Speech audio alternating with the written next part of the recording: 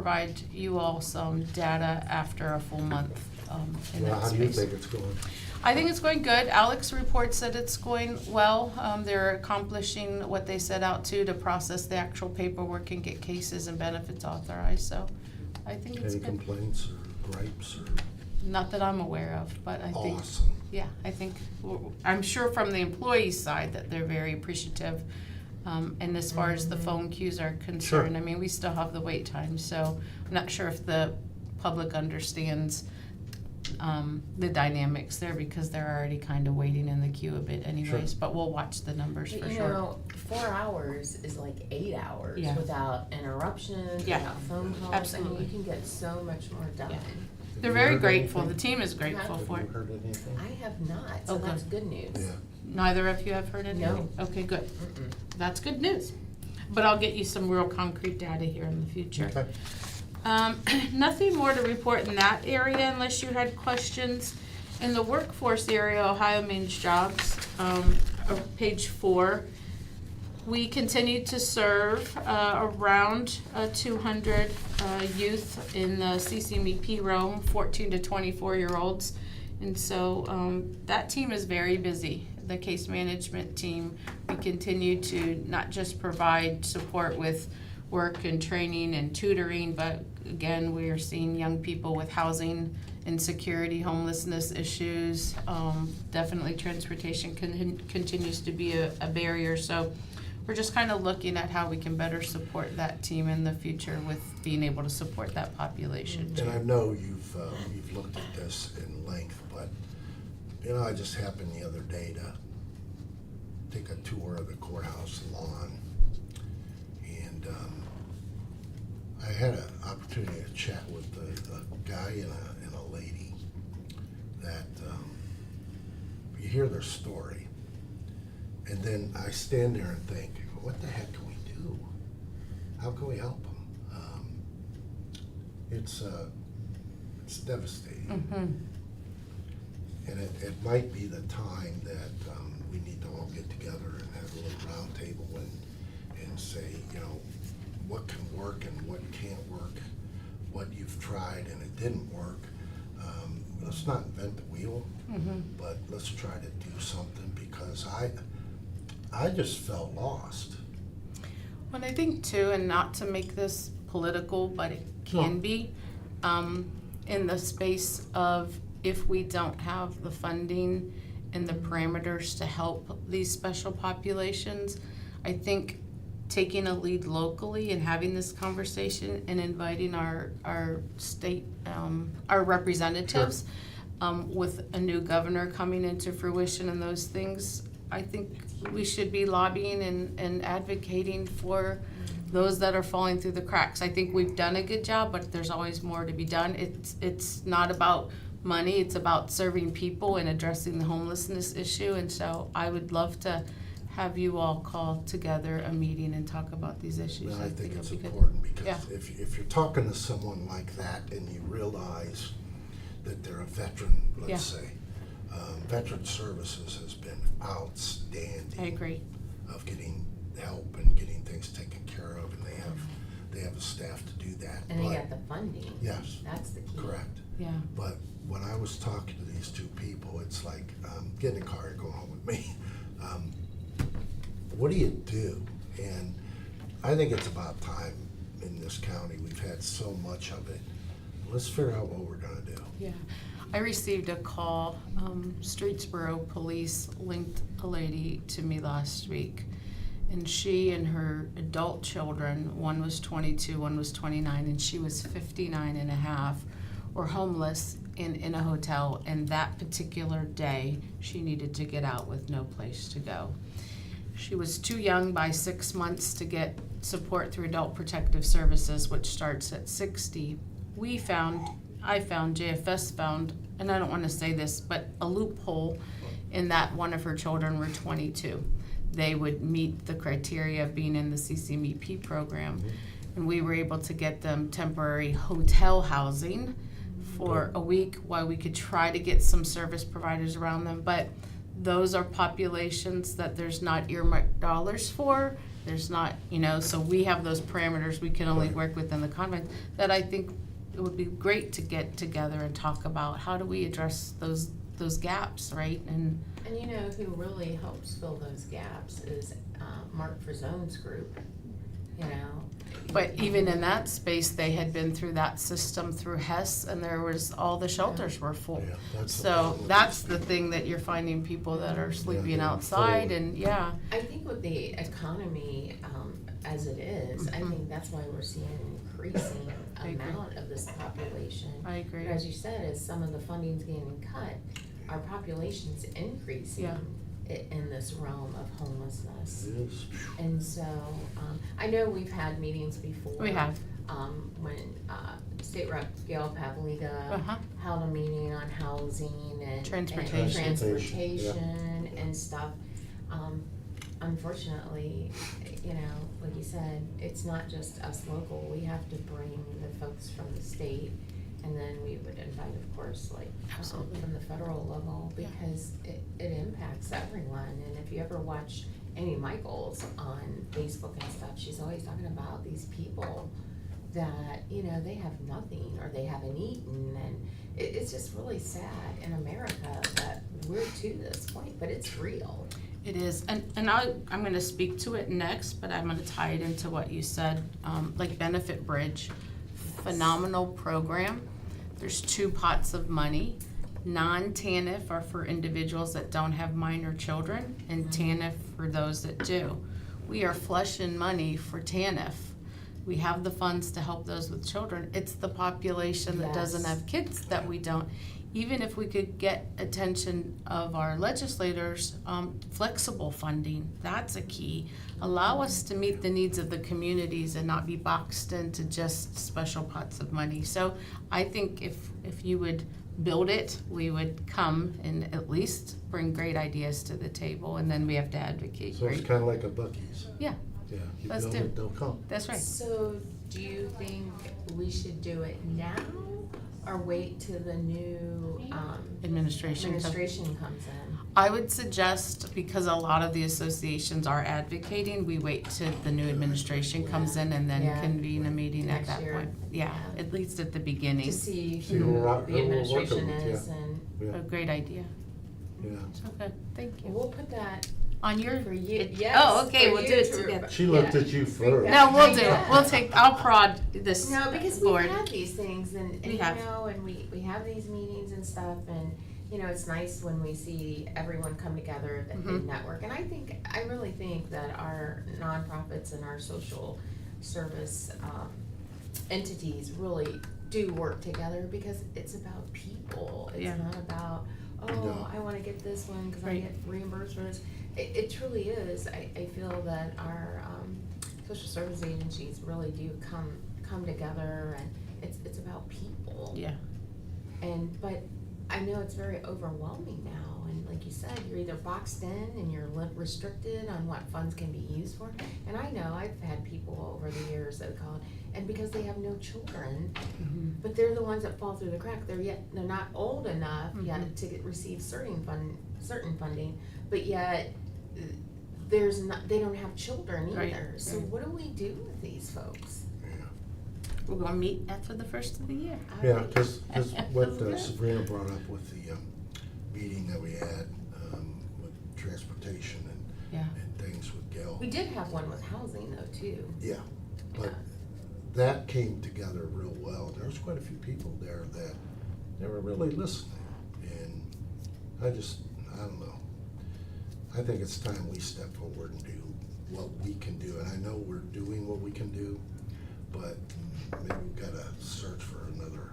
yeah, And that's why we've been so successful with contributing to like the recovery community, because that's a whole nother niche, because Mhm. they have records and stuff. Some places won't take them, and so for obvious reasons, you know, they've got children there, like the Mhm. homeless shelters are restricted. You know, we have provided housing, mhm, you know, dollars for those folks that can't find them, but yet they're human. They Mhm. need a place. mhm, absolutely. Yeah, it's sad. Let's move on. Okay. So that was that section around our CCMEP program. PRC is the Emergency Assistance Program. Again, that is funded with TANF dollars for those with dependent children, kids. But what we did this year that was really new is I introduced to you the back to school voucher program, $175. Yes. We did a 1-week blitz that if families could come in with all their documentation, they could walk away with a voucher. Instead, or in the past, we would authorize the application, it would get mailed to them, but we knew there is a need to have that voucher sooner. And so we held this event on the week of June 22nd, and our team approved 266 applications and issued 598 vouchers Oh my gosh. for kiddos. Wow. So, I mean, we're still open for business, but I mean, doing it in a week span and throwing all of our weight at it, families were really appreciative to be able to have those vouchers when they walked And away. you know, it's cost savings because you don't have to mail it out. And plus, Yeah, true. the mail is not as reliable as it used to be because of issues. So I think that's great. Yes, Yeah, that's absolutely phenomenal. They have to be happy. they were so grateful. So where can they take these vouchers? Is it still Gabriel Brothers, or where can they take these I vouchers? think TJ Maxx, Gabriel Brothers, there's like 4 businesses in the area that are willing to work with us because they good. take the vouchers, they shop, then the company send us the receipts and we pay them. So they give the merchandise before they get payment. So I don't have all, but there's a few of them that are But willing to work. they have choices. Oh, absolutely. Yeah. Yeah, very Okay, nice. That's great. It's good for the economy too. Mm-hmm. The next section is Benefit Bridge. So again, I kind of leaned into that a little bit, that we are really flush with money in the TANF space. We're going to do something very creative in the fall with some different community agencies. So when we had the back to school program, we also promoted Benefit Bridge and said if you would be willing to stay for an information session, you would get a $50 gas card. We want to have you learn more about our Benefit Bridge program. The Benefit Bridge program provides the transitional supports as people leave public welfare. So we had 121 individuals sit in on those sessions. Oh, Yes, the wow. incentive was to get a gas card. Fuel Yeah. cards are costly, but we now have a lot more people that we've been able to network with to say, let's sign up. Because we have some TANF funds in the fall, we're going to work with the health district. They're going to do health and nutrition programs, and then in turn, families and individuals will be able to get farmers market coupons to help supplement their food Fresh costs. produce. Yeah. One of the local furniture companies are going to work with us to be able to make vouchers available to families with furniture needs, and an appliance company. So we already offer these, but we wanted to maximize these services before the end of the year. We have some funding limitations, so we're going to continue to offer the traditional supports, but we're going to be very intentional on the basic needs stuff.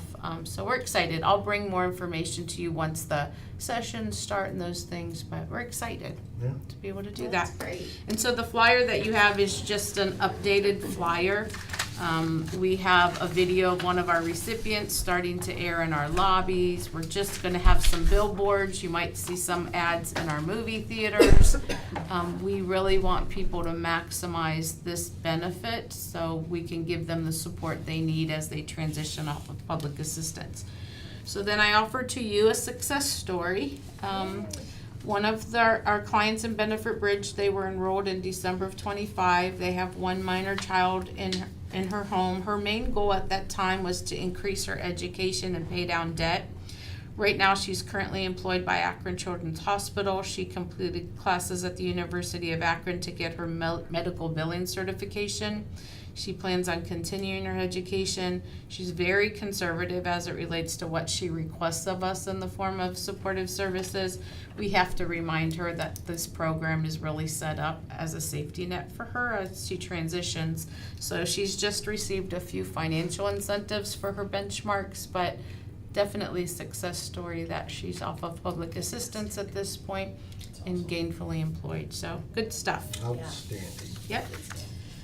Last thing on the data report, that's two things. Child and Adult Protective Services, we had, at the end of May, 84 kiddos in custody, and still staying steady, 81 open cases for our Adult Protective Services clients. So that number is not going down. In the last page on 6, at the end of May, we had 173 employees. We have a new group of new hires starting July 20th. We're doing new hire days once a month instead of having them come in all the time. But we're gonna bring on, I think, 5 or 6 new employees to our team. So we continue to recruit for JFS staff and bring them on to our team. And that was that, unless you had any questions on the data report. Well, I just wanted to ask how the changeover was going with the group home. Really good, I think. So the Village Network did sign a lease with the executor of that family, and so I think they're hoping to transition in August.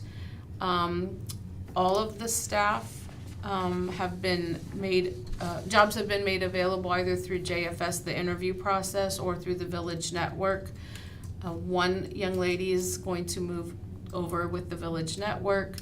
2 have finalized interviews with us, and we'll be making offers to them here at the beginning of next week. And then the only only other employee had chosen not to interview with either entity. So I'm not sure if that employee's got a transitional plan at the end of July, but I think it's went really well. Good. Very well. And so I know they featured a couple stories, and then Village Network is ready to go. So it's good Just stuff. one more thing to Yeah, add to yeah. what you're doing. Yeah, it's okay. It's good stuff. So I already highlighted the Benefit Bridge flyer, which was second on my agenda. I'll skip that. And then the last thing is, I'll go on record and say that the design has changed since I put this in my packet. So you'll get a new special design invitation for our 4th annual Summit on Kids. And if you can recall, 4 years ago, Judge Smith and her team in JFS, we went to a Supreme Court conference. We had the idea to do a Summit on Kids in Portage County, and that's how we started this 4 years ago. And so 4 years later, our collaboration with community partners has grown. So not only is it Portage JFS and Juvenile Court, CASA's involved, Coleman's involved, Mental Health and Recovery Board, Access Family Services, Children Advocacy Center. So we're all sharing in the funding for this event. And so this year, on September 8th, instead of doing a 2-day, if you recall last year, we did an evening dinner with the keynote and the next day training. We're gonna do everything in one day. Adrian McLemore is a gentleman, works for Casey Family Programming, federal level.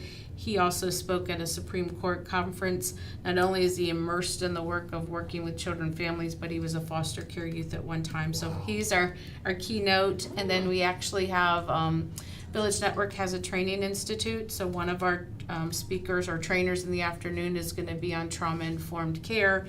And then we have another private therapist that's gonna participate in a training in the afternoon session. So we're really excited to host this again. You're all invited. You'll get an actual formal invitation, but I just wanted to highlight that we're hitting our 4th annual. And so we started the Children for Champions Award first year. Rep. Pavliga received the first award, and last year, so every year someone has been nominated and recognized. So we'll also honor one of Portage County's champion for children this year too. Good. So hopefully you can make it.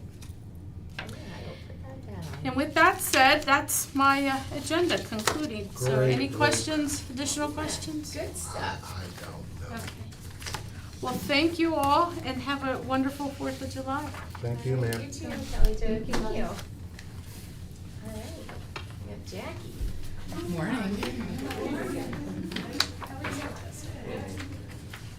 Okay, I have a pretty short agenda this week. I just have one comment that journal entry number 1 is just kind of closing the loop on the discussion we had last week about supplementing the prosecutor's office. It just it's setting the limit at $15,362. And we're We gonna can have supplement. it to where we have that funding set aside for it, but they're just gonna send the receipts to us, or how did we end up making that work? So when they've made a request for July, and so they're letting me know what they'll need for, the next month, or they'll send me quotes or a bill or something, and I'll Okay. supplement them, Okay. an expense at a time, or a Okay. month at a time. Yeah, I didn't have any other questions on any of the I others. don't either. Okay. All right, so I'll go ahead and start reading. Okay, the Board of Commissioners approves the supplement from the Commissioners' Others General Fund budget set aside for VOCA and VAWA support to the Portage County Prosecutor's General Fund budget not to exceed $15,362 as recommended by the Department of Budget and Financial Management. Second, with a roll call, please. Sabrina? Yes. Mike? Yes. All right, in accordance with section 305.30K of the Ohio Revised Code and this board's resolution 21-0396 and this board's resolutions 21-0878, the Board of Commissioners acknowledges and approves the county administrator's approval to.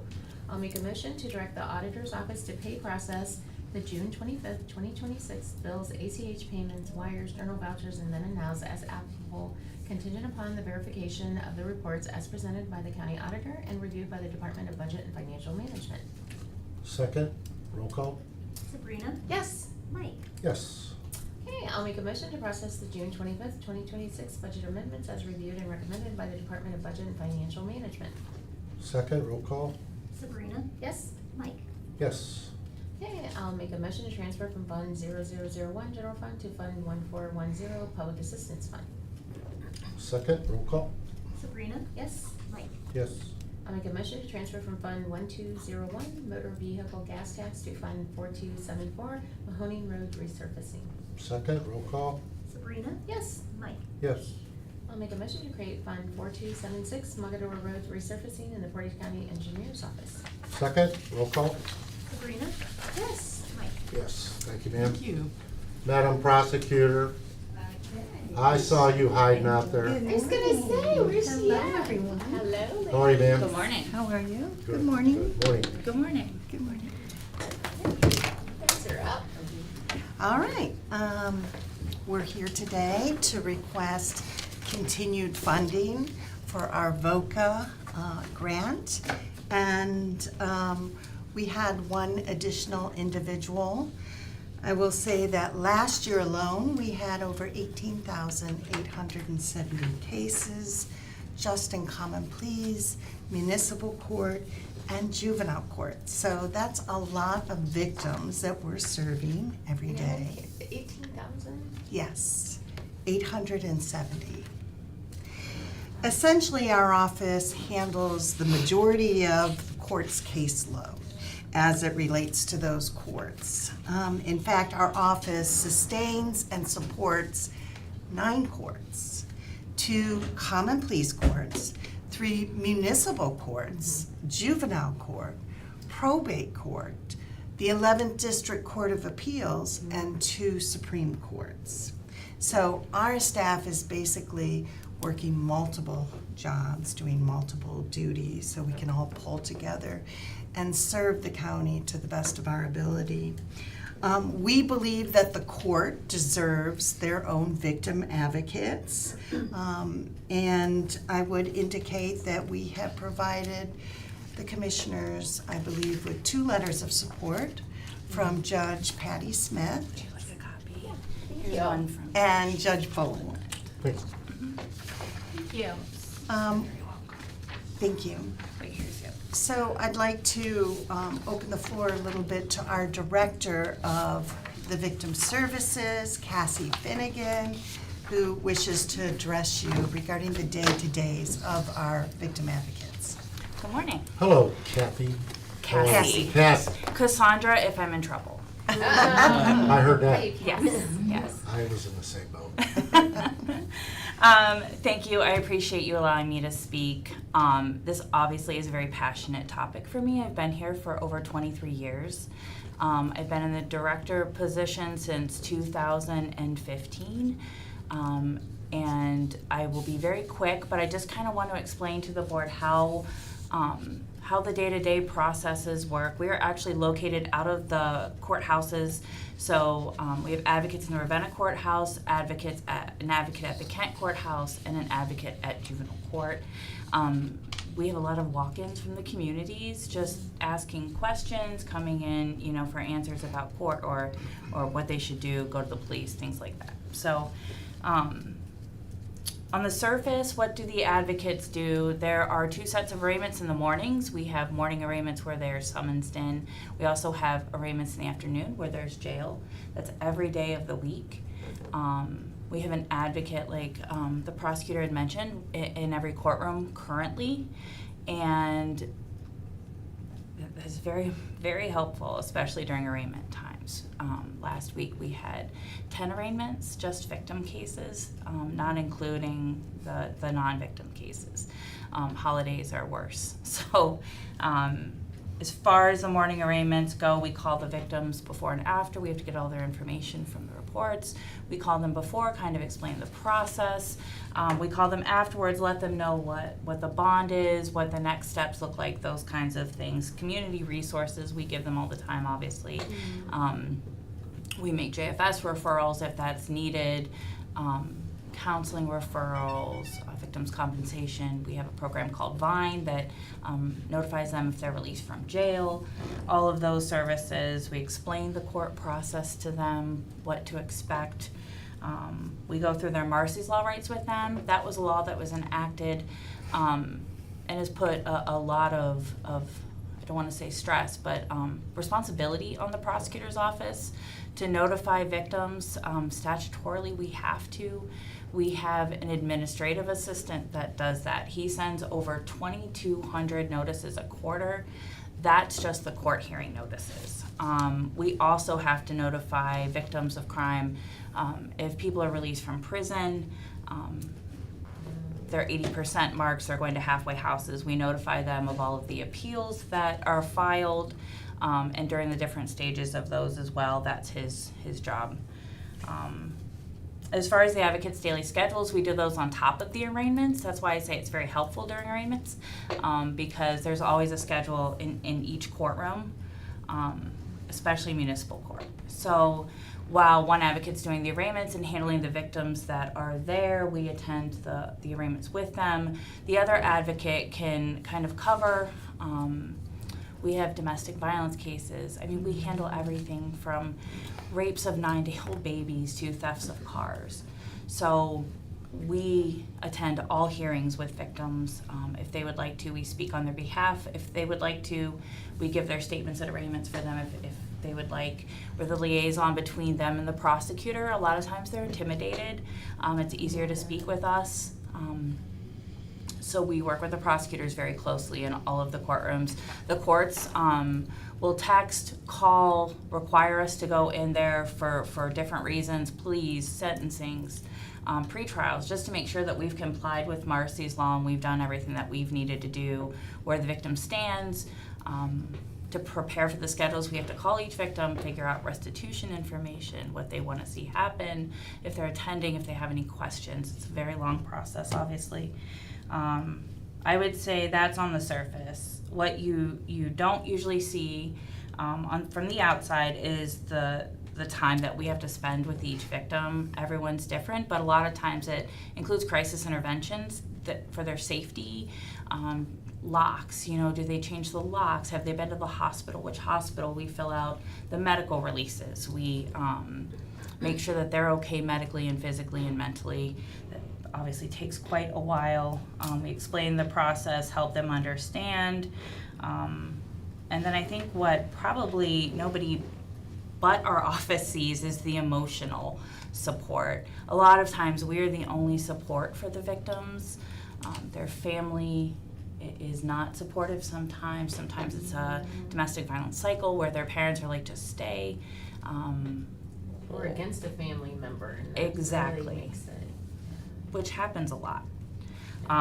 So sometimes we're their only support. So we do spend a lot of time talking with them, walking them through things, making sure they're safe and represented. I will give one example of that with the strangulation case. We had an advocate calling for an arraignment and just happened to be talking to the victim about how are you feeling, is there anything I can help you with, and she mentioned how sore her throat was from being strangled. The advocate, and asked question after question, finally told her, you really need to go be seen. That is not something to mess with.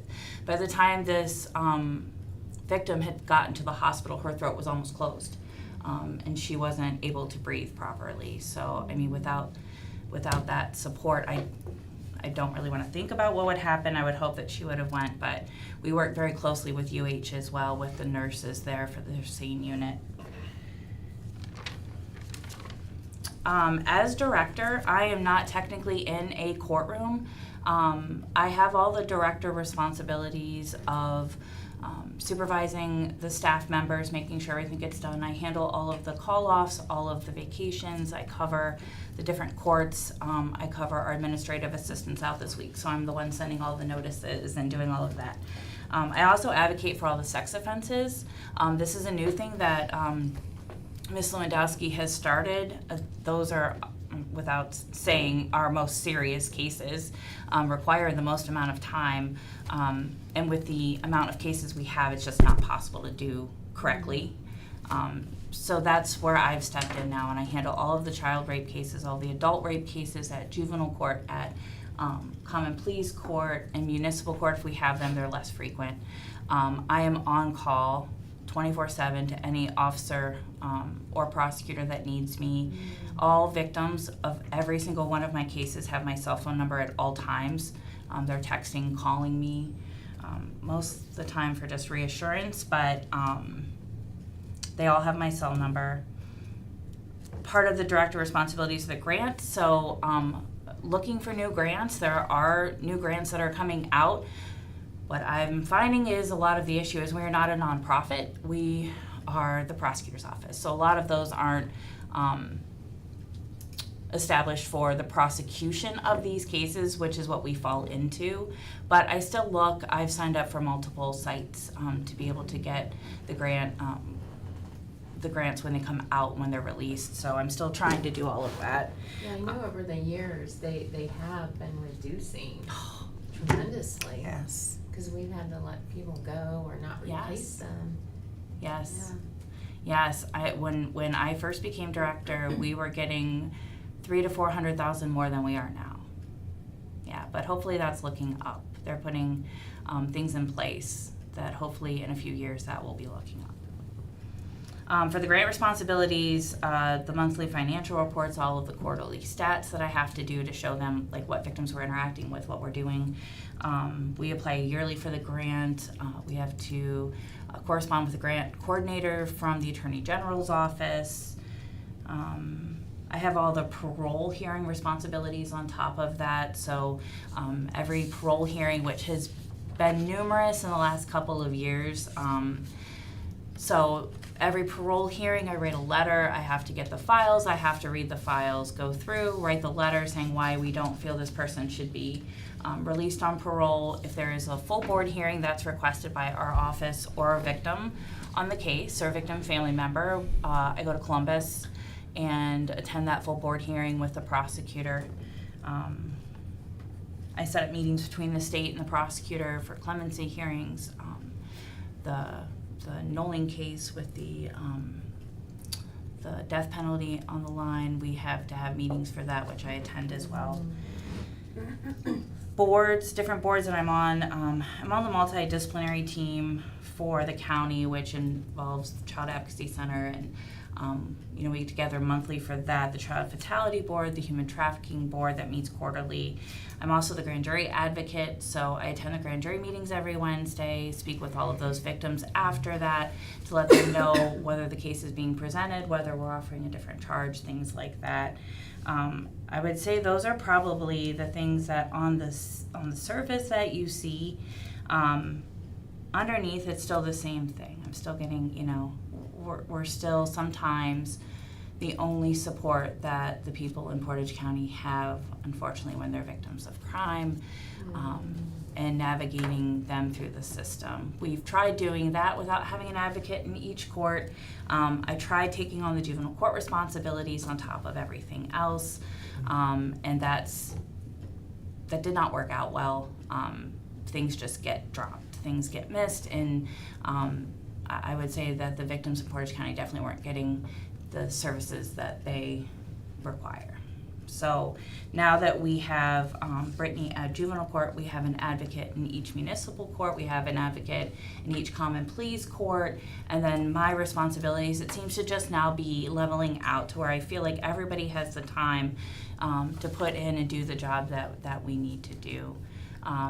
You know, we meet with victims regularly, and sometimes I think we forget the faces behind what we do.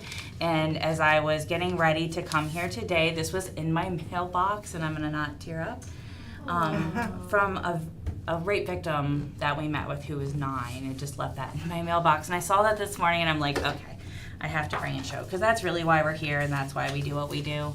And I don't want that to be missed. Well, I'm just gonna make a real quick comment. Back in the day before advocacy was available, it was up to the officers to try to explain that, and they did a poor job.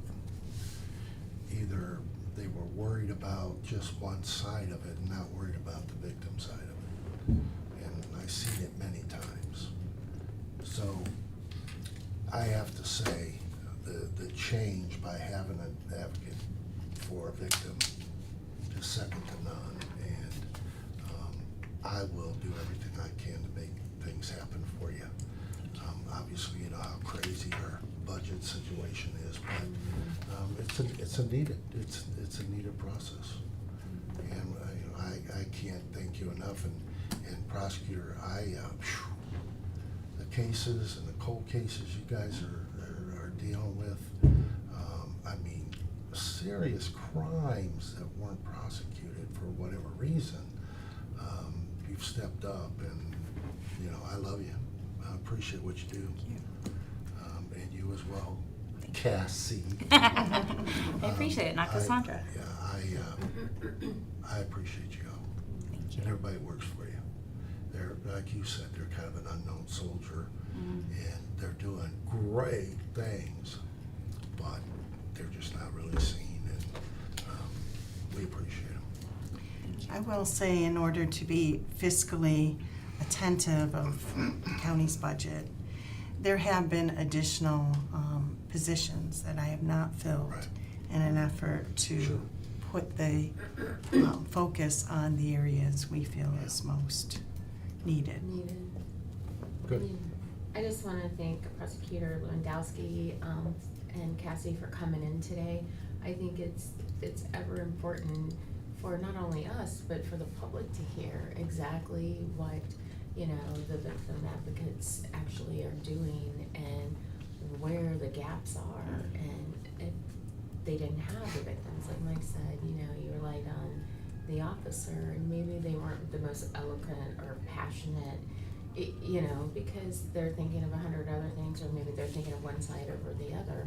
And so I would agree with Mike, if there's any way possible to fund this. I do realize, I mean, I remember when, her name was Wendy. Do you remember Yes. Wendy? Yes. You know, every time I hear, Yes. yeah, every time I hear victims, I'm like, Wendy Johnson. Yeah. You know? Right. Hey, mark that down, she And- agreed with me. Yeah. No, but I mean, I think it's so important that you come in and you discuss it with us, just like, you know, and you detail everything. I mean, it's unbelievable what you're responsible for, and it's not everything, right? There's a lot of other things that you have not mentioned, that whether it's paperwork, you know, work, so.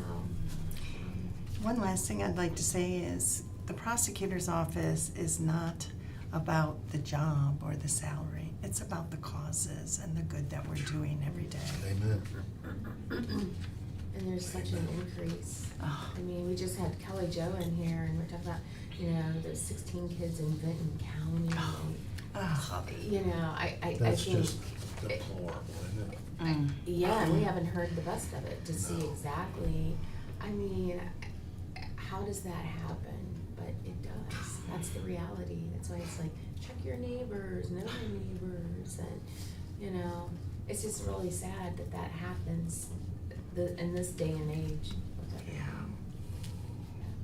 And I might need you, my wife beats me occasionally. I'm here, I'll give you my cell phone number. Well, thank you, ladies, for Thank coming you. in We today. appreciate Thank you for having us.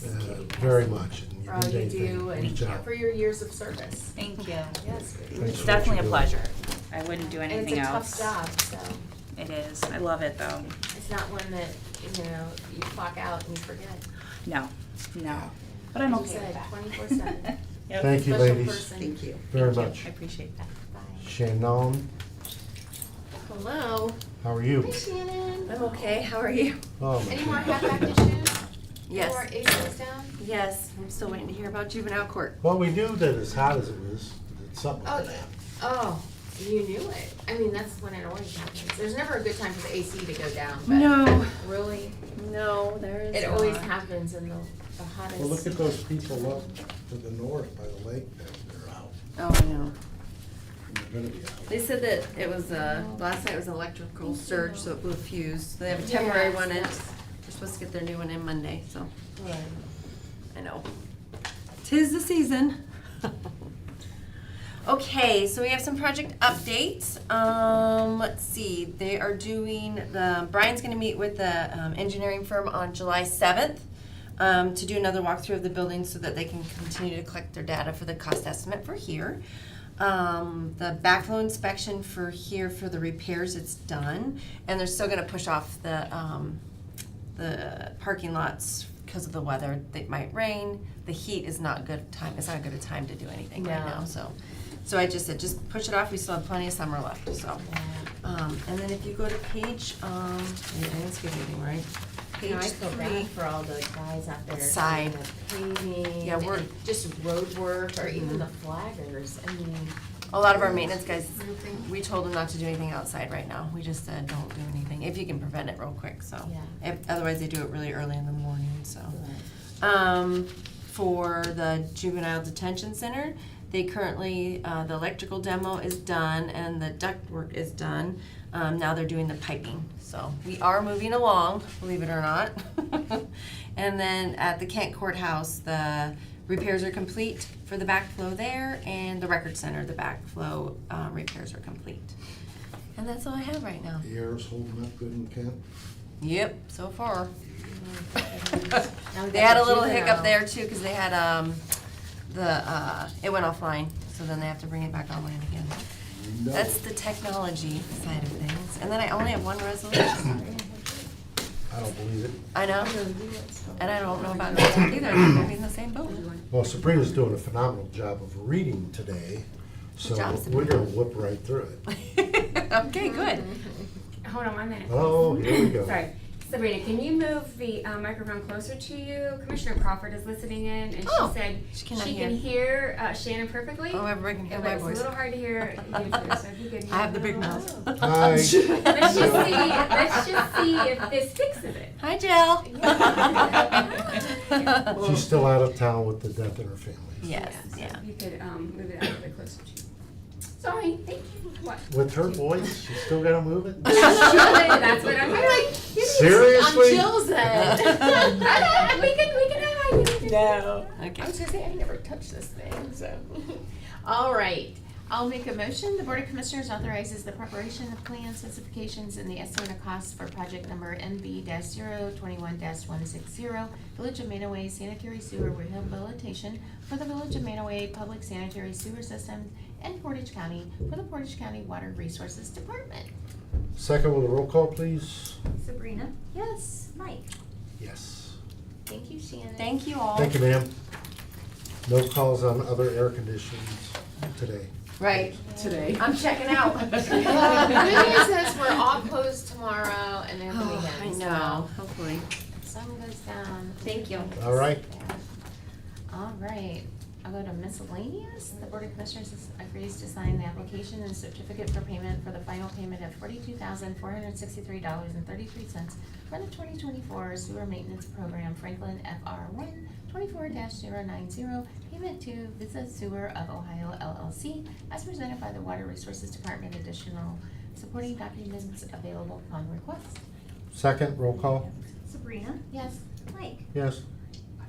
Okay, I'll make a motion, the Board of Commissioners agrees to sign the application and certificate for payment for the final payment of $54,674 for the Spring Lakes Pump Station Improvements RA-3 22-060 payment to Winners Excavating LLC as presented by the Water Resources Department. Additional supporting documents available upon request.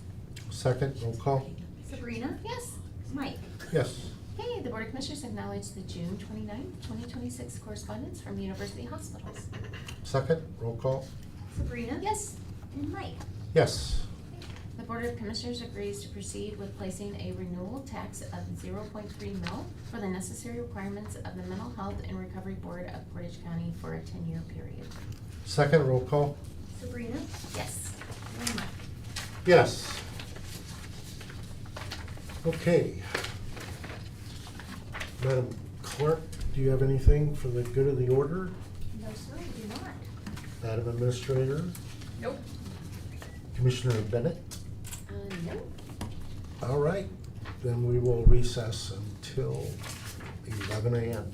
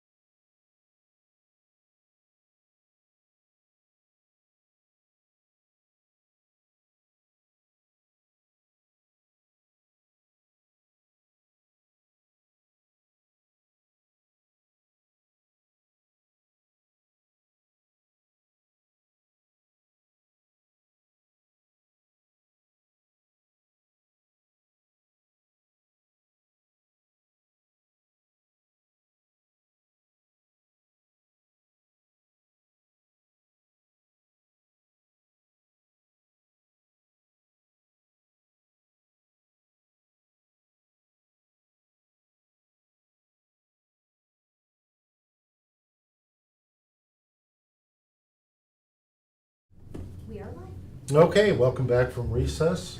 Is there any public comment? No, sir, there is not. All right, great. Do you have anything else for us? I do not. Madam Have a happy Administrator? holidays. No, sir. Okay. Commissioner Bennett? No, other than just wish everyone a safe and happy 4th of July. Happy Absolutely. 250th birthday, America. Want to sing? No, Okay. I wear my outfit today. That's good Oh, enough. okay, I'll entertain a motion. I'll make a motion to adjourn. Second with a roll call, please. Sabrina, Yes. Mike. Yes. Have a good weekend.